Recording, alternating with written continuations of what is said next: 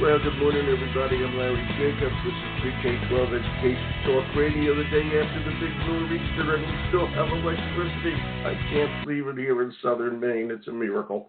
Okay, what can I tell you? Usually, if a small bird lands on a branch anywhere in the state during a snowstorm, the electricity in the state completely goes out. But yesterday, we made it through, at least here in little old Cornish, Maine. So, I'm happy to say that we're able to do this show today with my good friends from the Council for Exceptional Children. Got Laurie VanderPloeg here, who has brought with her a lovely panel of three experts in the field. I'll introduce them all as I bring them on. Okay, Zelphine, Lindsay, and Elizabeth. We're going to talk about the future of special education as their convention, the CEC convention, at the conference, the national conference is in April. So I'm sure they're going to be talking about this there. About evolution or revolution, or do we continue doing the same things we're doing and evolve them as the world changes around us in K-12?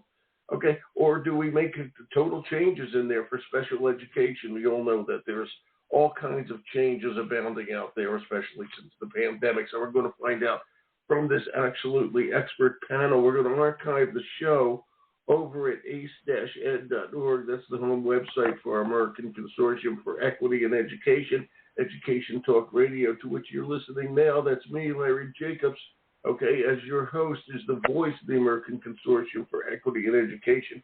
And every podcast we've done is archived over at ace-ed.org. You'll see the podcast link. Our magazine is over there as well. It's called Equity and Access. Darn good issue. Check it out. We're putting together next month's issue. Literally, as we speak, everything we do over there is free for you if you're in education, so please go check it out over at ace-ed.org. Without further ado, let me say good morning to my old friend Laurie VanderPloeg, everybody, the Assistant Executive Director at CEC. Good morning, Laurie. Good morning, Larry. Thank you for having us this morning. We're very excited to be here with you. I'm excited to have you here and thrilled that we were able to do the show. I wrote you yesterday that there was a slim possibility we could actually, it was more than slim, but somehow, okay, it worked and we have electricity. So I'm glad you're here today, Laura. Thanks for being here. Okay, and let me introduce everybody. Okay, Zelphine, are you there? Good morning. I'm here. Good morning, and tell me if I'm not pronouncing your name correctly. Is it Zelphine? I want to make sure. Yes, that's correct. Zelphine Smith-Dixon is the Chief of Student Support in Rockdale County Public Schools in Georgia. Okay, good old Georgia. Just tell everybody where that is in Georgia, Rockdale County. Zelphine.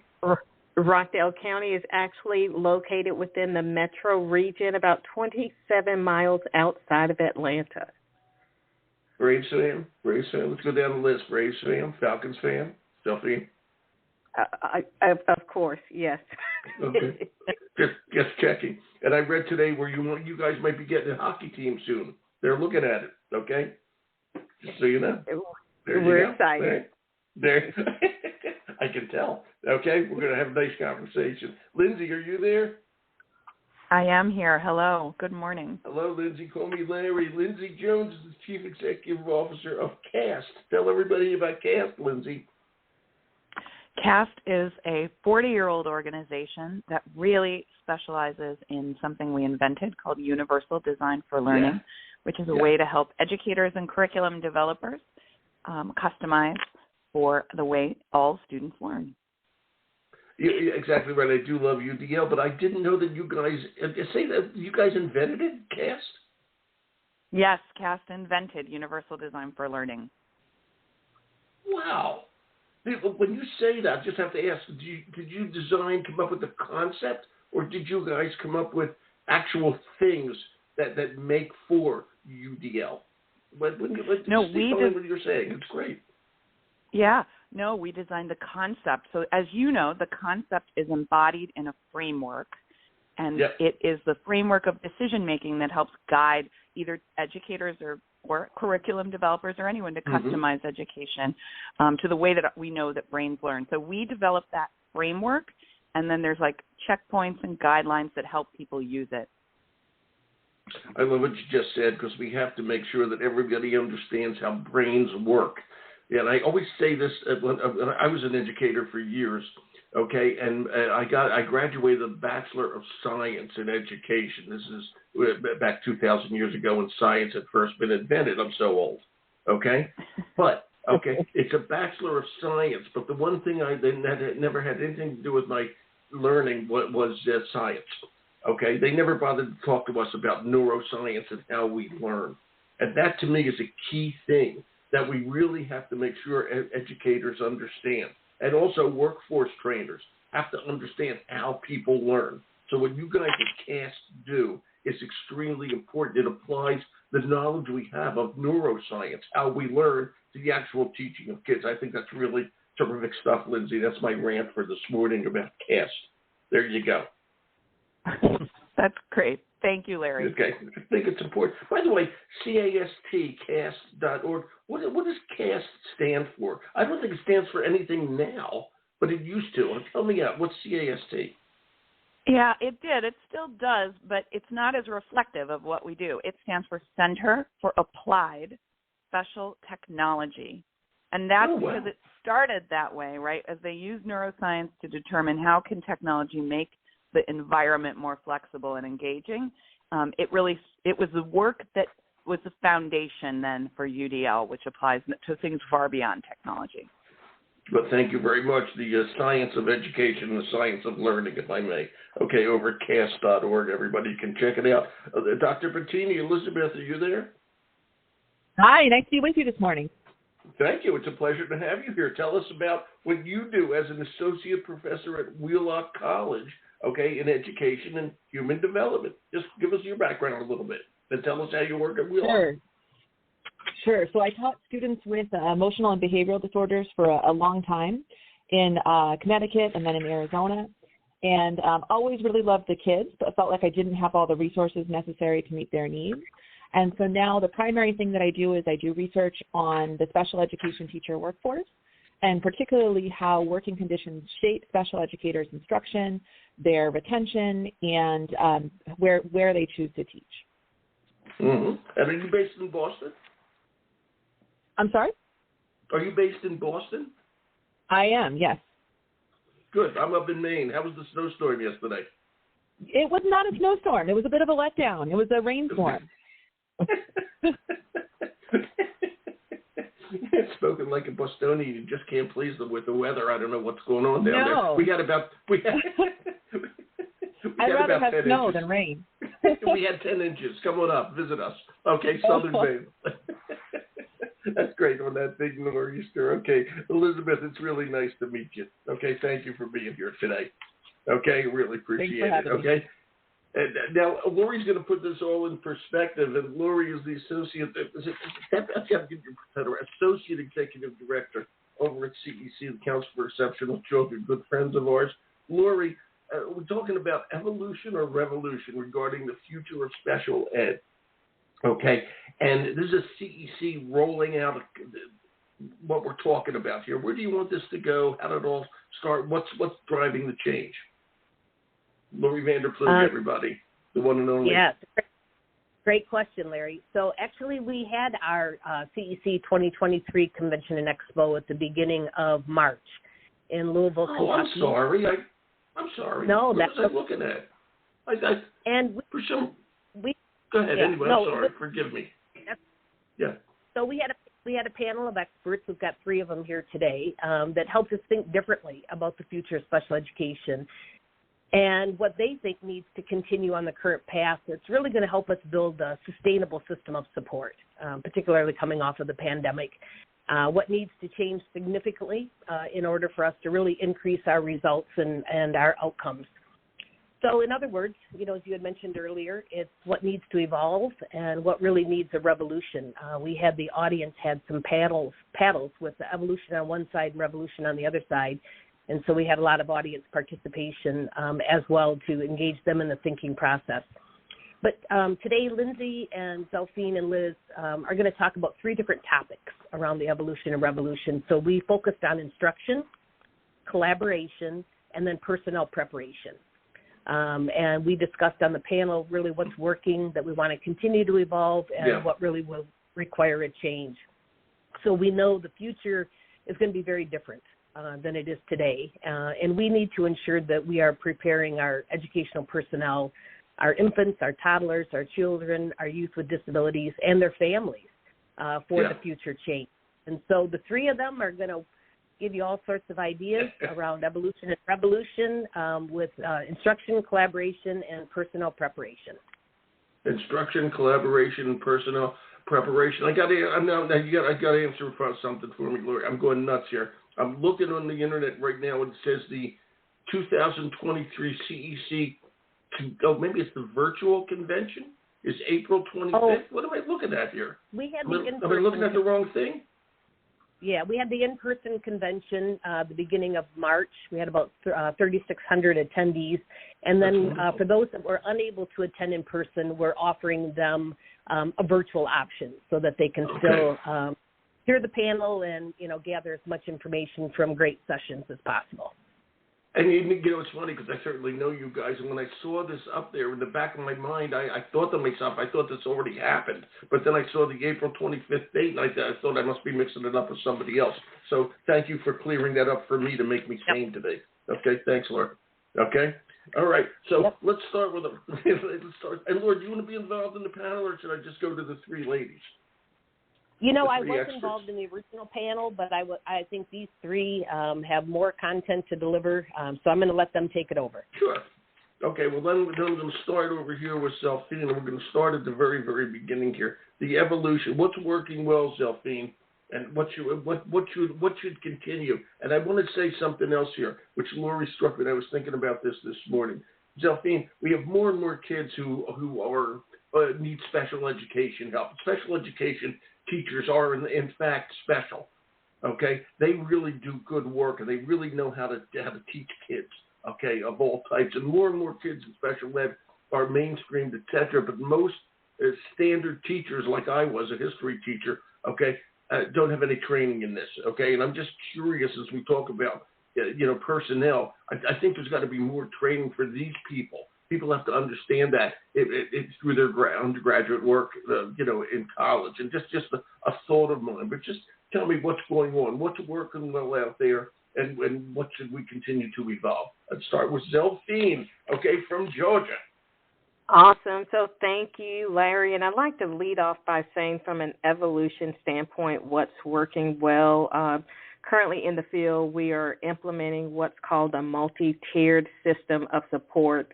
And it's really built on a foundation that, number one, all kids need good instruction. So can we just say that together? All kids deserve good instruction. And Larry, a special education is not an intervention for bad instruction. So we've really got to make sure that all of our kids access good stuff, because we've got to be able to tease apart kids who may need something else, or kids who may just not be responding to the instruction that they're receiving.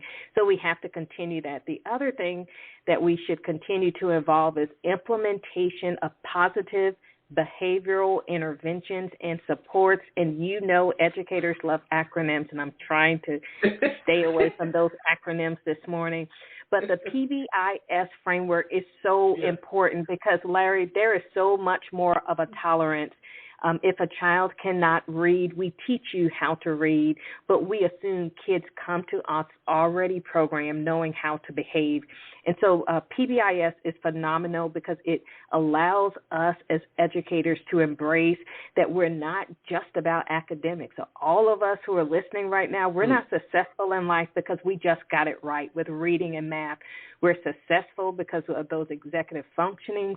We're successful because of behavioral, social, emotional, and we have to give our students that same opportunity. Let's pivot a moment to equity, and I'll bring it back to instruction.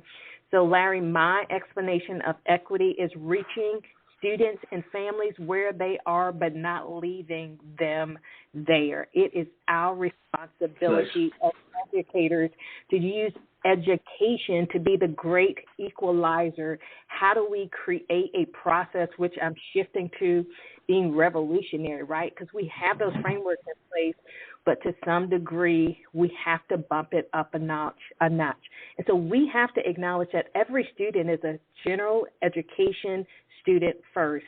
that becomes important because what we tend to do is we tend to focus on the disability, and it minimizes the population of educators who believe that they have anything in common. Let's be frank, we have more in common than we are not alike. And so when we think about our students by virtue of the fact that we say a child has an IEP, 80% of the population will say, I'm not trained. I don't understand that. You understand kids. You understand the heart of kids, and you understand the heart of teaching. What we've done with special education, we've made it so technical that it almost feels like something different needs to happen. So within the concept of a multi-tiered system of supports, in most instances, you're talking about addressing intensity of supports. And so you're looking at what has happened with the regular education curriculum and instruction, how that child is responding to it, and essentially in special education, the specially designed instruction that's really looking at content, methodology, instructional delivery. In many instances, we're not talking about something brand new that the child has never been exposed to, but very technical opportunities to dig into how to make it more intense, how to adapt it to the individual needs of the child. So the core of what we do in special ed, every educator understands the dynamics of how to be diagnostic and individualize it for a specific kid, and then understand the relationship between that instruction and the nature of the disability or the outcomes that you want that child to get. That's where you get to much more of the specialized aspect. So I say we have to talk more about what we already know, what we already share, what we already understand, because students with disabilities belong to all of us. Wow. I hate to do this because that's a hard act to follow. You did so good, Zelphine. Lindsay, you have anything to add to that, Lindsay? Yeah. I want to oh, sorry, I didn't know if you said Lindsay or Liz. Lindsay first, then Liz, if that's okay. Go for it. Okay. Yeah, I mean, I couldn't agree with Zelphine more. And I'd say there's two things really working in education that we need to expand. Both of them must live within multi-tiered systems of supports and the use of positive behavior interventions and supports.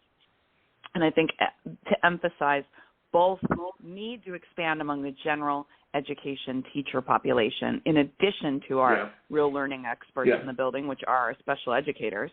But the first is our use of accessible educational materials and technology. As Zelphine said, our education system is changing. The needs for the future workforce are different. We have lots of information at our fingertips. We have to figure out critically what of it is relevant, good, and useful for what we're doing. And to do that, we have technology to help us. It can help us make the curriculum more flexible so teachers can more easily reach all of the different types of learners in their classroom using brain-based information, right? So accessible educational materials are something pioneered in special education. CAST runs a national center on accessible educational materials with really useful information, simple, easy to use. This is a federally funded center, aem.cast.org. If you want information about how to put accessible educational materials information in an IEP, there's sample language there for you to customize. If you want to think, who do I invite to the meeting? Who needs to know about how to customize the education? You can use a product that we created called the AIM Navigator. If you want to know, how does my district want to implement this? Well, who else needs to get information? Again, you can get that really, you can start anywhere learning about how to create accessible educational materials. Those are, and that is a key hallmark of special education. It is understanding how to customize, right? As Zelphine just mentioned, specially designed instruction. We actually need to do that for all of our students in the building, not just with disabilities, right? And the generic term is personalized learning. You know, and that's what technology, somebody just said, you know, allows it to happen. And I still say, I'm going to get to you in just a second, Liz, but I still say, okay, when let me use my example. When I was a history teacher, myself as an example, when I was a history teacher, I was taught how to teach history, okay? But I wasn't taught how to teach kids with special, to personalize for every kid, okay? That's what I was not taught. So when I had to do it, it came as a surprise, all right? It was something that somehow they missed when I was in education school. And what concerns me is that we may still be missing it. Okay, we got to train teachers to understand what's coming down the pike. There are tools like at cast.org. Okay, there is rationale, like Zelphine was saying, to make it happen, and we need all the personnel we can to make that happen. Okay, but we got to understand that. Okay, Liz, you're a professor of education. What are your thoughts on this, Liz Bettini, Dr. Bettini? I 100% agree with Zelphine and Lindsay that MTSS is one of the strongest things we have going for us in education right now, and is a fantastic framework for coordinating the work that teachers do to support all students.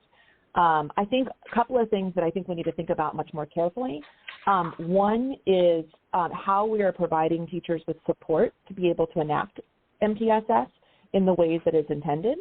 So I think oftentimes MTSS systems get enacted in superficially compliant ways rather than in the robust and rigorous ways that they are intended. So as an example, oftentimes you have special educators who are supposed to be providing intensive interventions in Tier 3 services, but they don't have the materials, as Lindsay was talking about. They don't have the time for planning. They don't have the time for students. Or they don't have the support. Don't have the staff to help them. Wait, I got to say something. They don't have the staff to help them. You know this even better than I do. Down in Massachusetts, where Liz is, there's a whole movement to pay para-educators more. Right, Liz? Yes. Yeah, absolutely. And they in the Globe desperately need to be paid more. Right, and the consequence of, special educators don't have the resources that they need to provide those intensive interventions. Their working conditions are very challenging, and so we have exceptionally high attrition rates. We have a hard time getting enough folks to fill those jobs to actually enact MTSS. And we have a similar problem, as you're alluding to, with the paraprofessional workforce. So one of the biggest shortages we have right now is actually paraeducators. They are extremely low paid. They tend to have very few training opportunities. And as a consequence, it's hard to recruit and retain folks into those positions. They have one of my doc students is working on Lindsay Kaler. She's working on a paper right now where she actually finds they have some of the highest attrition rates. And so we need to be thinking much more carefully about how we're supporting educators to enact these systems in productive and rigorous ways. Exactly. So that's okay. So we got to evolve this. Now we're going to do a revolution. They want a revolution. Okay, I'm going to start with the. Pardon. Don't. My singing gets terrible. Lindsay. Okay, I'm going to start with you. Lindsay, sorry. Well, I think yes, this is Lindsay. So there's a couple things. I think universal design for learning is really important for the way we're going to have to structure the future of education. It's about core instruction, and it's about helping educators go through a design thinking framework that actually that helps them decisions about how to customize. It can feel very overwhelming to think, how am I going to customize education for 30 students in my classroom? Yet if we can put these systems in place that help address some of those working conditions issues that we're facing that Liz just referenced, and we can say to educators, empower them to be the professionals they are and use their decision making, embed some technology. There are ways to better reach and engage learners. And so I think that's definitely something we need to think about. But teacher preparation has got to catch up with the times here. We separate out special education and general education. You referred to this and in your own story, Larry, eloquently. Yeah. It was a surprise and a shock in your classroom to have students. But I would say to you, it's not just students with disabilities who learn differently. In fact, when we design for those students, we help so many more students. We know more about the brain today and neuroscience than we have ever known.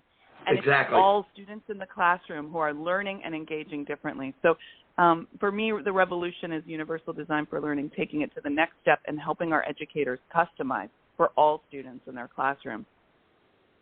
Yeah, I couldn't agree with you more. Liz, you're the professor of education. What do you think of that, about changing the way we teach people? 100%.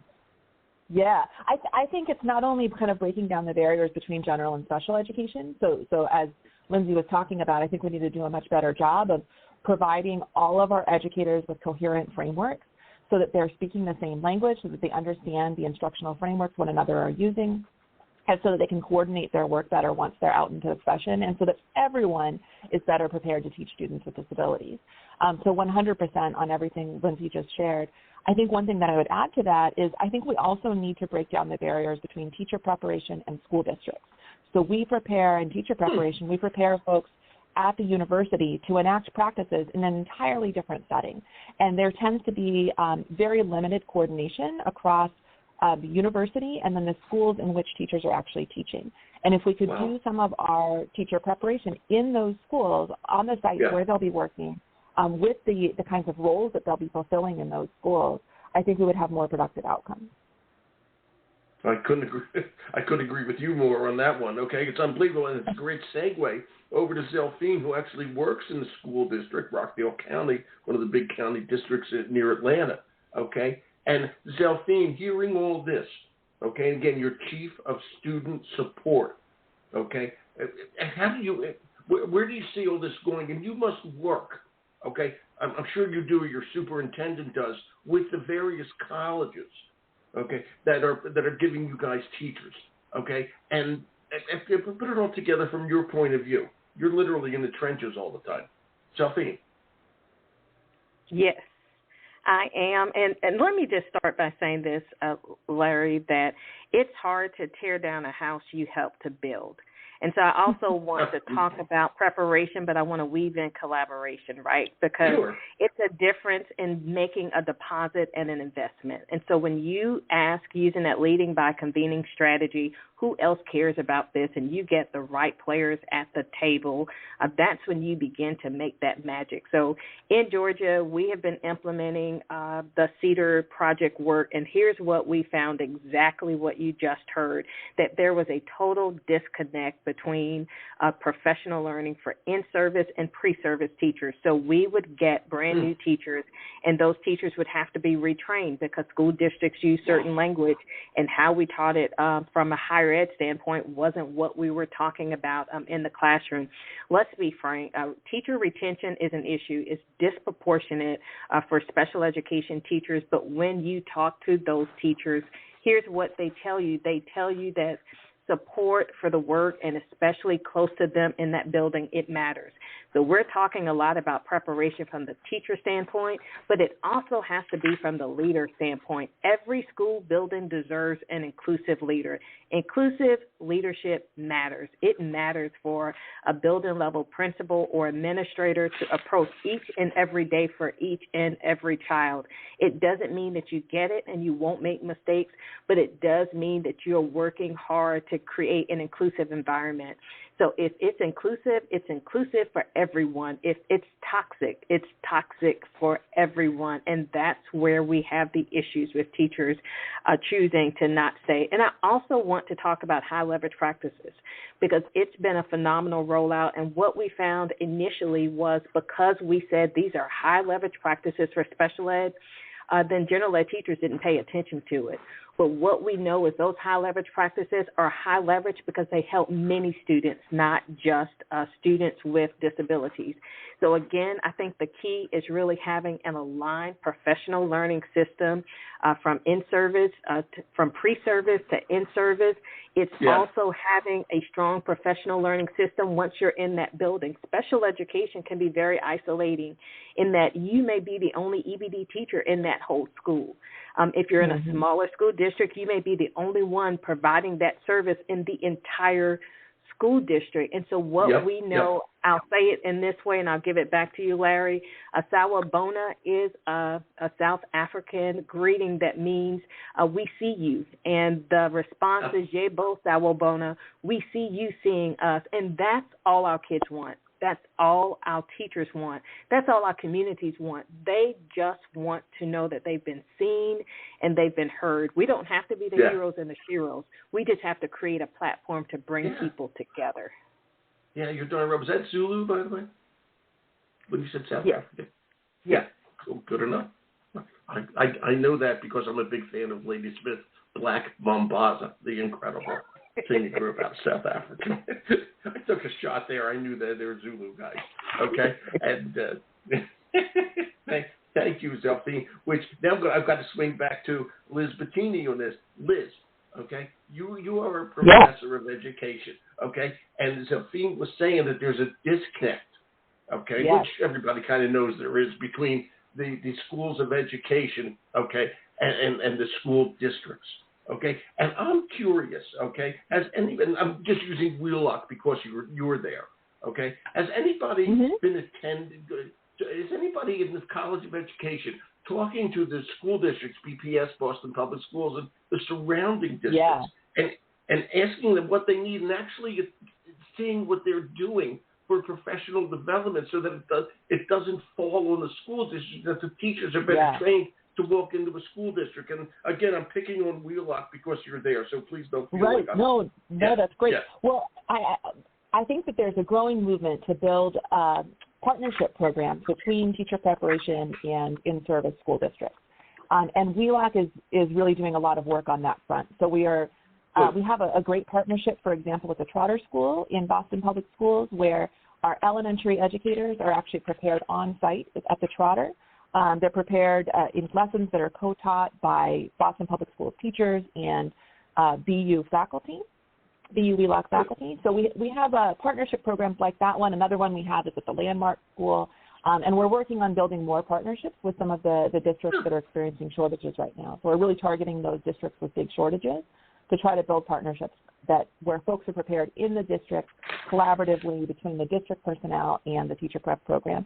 And I think there's a lot of good examples of folks who've done this other places. So, for example, in Virginia Commonwealth University has a great program called the Richmond. I'm going to blank on the name of it right now, of course, but it's the Richmond Teachers Program. Yep. And it's run by Laurent Scott and the Minority Educator Recruitment Retention Center, where they are preparing Virginia special education teachers in Richmond City schools to serve in the roles that Richmond needs. Another great example, Margarita Bianco runs a great one at CU Denver, focusing on rural school districts because they have some of the biggest shortages in rural districts there. So I think there's a lot of good examples that we can build on to create programs that align preparation with the needs of in-service school districts. Yeah, and so let me just swing back to Laurie. Laurie, you still there? Laurie VanderPloeg? I am.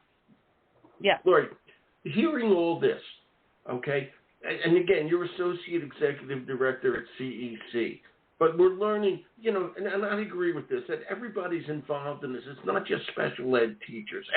If I may, to broaden the term, every child is exceptional in their own way, okay? And we have to get it all together, and as Zelphine said, collaborate, okay? And as you look at this from your high perch, okay, the big castle on top of the hill, the Associate Executive Director of CEC, well, how are we doing on that, okay? Do we see school districts, and a good question is, when you have your big conference, do enough superintendents go there and start to understand exactly what's needed here? So to quote, collaborate, break down the walls, etc. That's going to make a huge difference, okay? And I might add in colleges as well. What's your thoughts, Laura, to bring you back into this? Well, I think in order for us to leverage the change that's going to be necessary, we have to collaborate with all of the different stakeholder groups, and that would be the superintendents, building principals, the special ed administrators, the staff, the faculty, but almost more importantly, the families, and making sure that they are engaged in the process as well. So, family engagement is extremely important for us, and the panel did speak to this at the CEC convention. We had some representation from the family voice there, but this is going to require an all hands on deck. And so CEC does a lot of outreach, a lot of collaboration with all the different national organizations in developing those relationships and the partnerships that are necessary for us to be able to change the needle. We can't continue to work in isolation or Yeah, silos we can't. as we historically.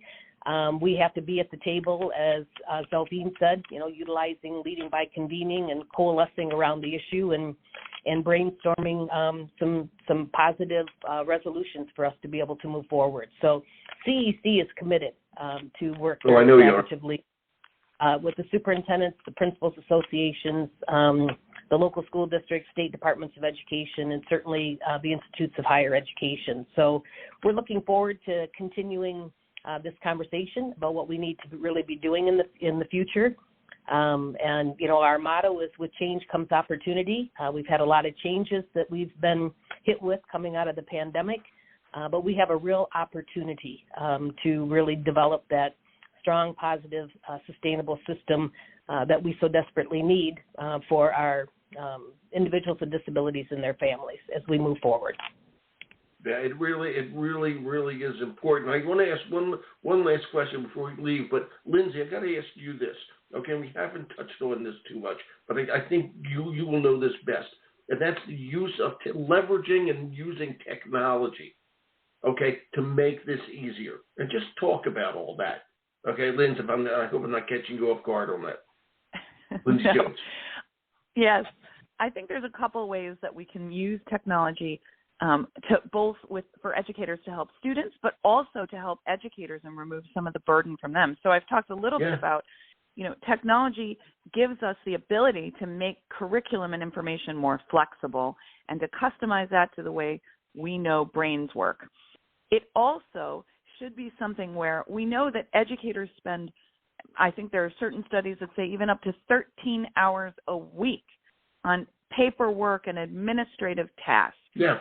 If we could use technology to streamline some of that and help remove that burden from those types of tasks where they're not actually directly engaging with and teaching students, it could buy us some time in the schedule and it could lift that burden off them. So I think we need to be thinking about how technology can help us in all of those ways. Really, the goal is that the technology gives more time for educators and students to work together to customize education and deliver education that is customized. And I'll say one more thing on that. Okay, a lot of teachers, a lot of people, okay, have trouble with technology.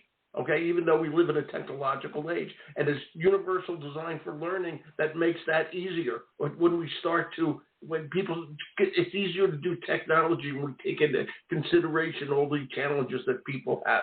I mean, everything you guys do, okay, is so important. And Laurie, you put together a beautiful panel here because they come from the three sides of all this, okay? And we just got to start making changes out there, okay, and convince people to get into education and understand and to have the public understand that education is science, okay? It's learning. That's what it's all about. So I can't thank all three. Zelphine, thank you. Thank you. Thank you. You were terrific. Lindsay, thank you. Yeah, thank you. That was great. Liz, enjoy Boston. Okay? Your little rainstorm yesterday. Okay? Yeah, you enjoy the sun into the snow. Well, it's almost spring. It's spring next week. We're fine. We're good. Okay? No problem. All right, Laurie, did great, my friend. Thank you. Well, thank you, Larry, and thank you for the opportunity. Lots to talk about, lots to think about. You're always welcome here. That goes for all three of you. Stay in touch, and I thank you all so very much. Have a good day, and everybody take care. Thanks a million. Thank you. Bye-bye. Great. Thank you. Bye. Thank you all. Bye-bye. Okay, wow. Good old CEC comes through again. Okay, exceptionalchildren.org. And there should not be any barriers anymore. Okay, it's easy to pull them apart. We got to figure out ways to do it, especially with a shortage of personnel. There's ways to do this. All right, we're going to archive the show over at ace-ed.org. Please check out everything we're going to do over there. It's all free for educators. It's all about equity. And that's what it all boils down to. I'm Larry Jacobs. Thanks for listening.